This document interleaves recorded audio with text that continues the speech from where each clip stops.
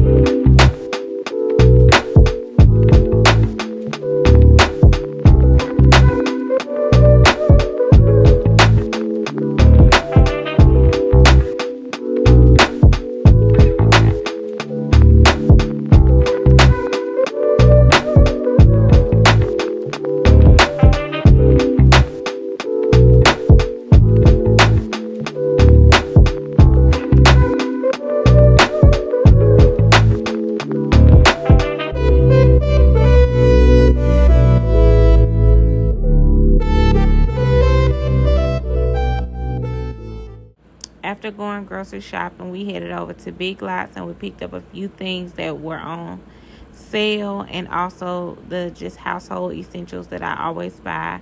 Oh, and we also went to Walgreens, and that's where I get my detergents from. If you guys been buying the 4 for $10 or the sales that they have on detergent at Walgreens, you can tell that the detergent has gotten a lot smaller, but the prices are still the same. And that is definitely a product of inflation. Right here I wanted to create an emergency type of basket where you have access to things that you may need in the future: bandages, creams, cough medicine, just different things like that. And I will be adding to this basket. This is just kind of like a starter, and these things were on sale at Big Lots as well.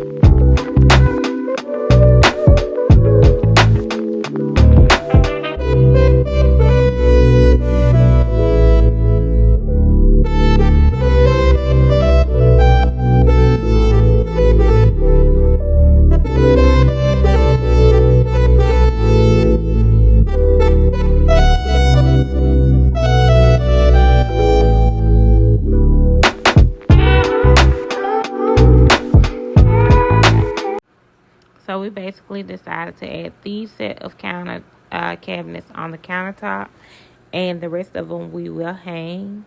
So we just did the same thing with glue and then put the cabinets on top of each other.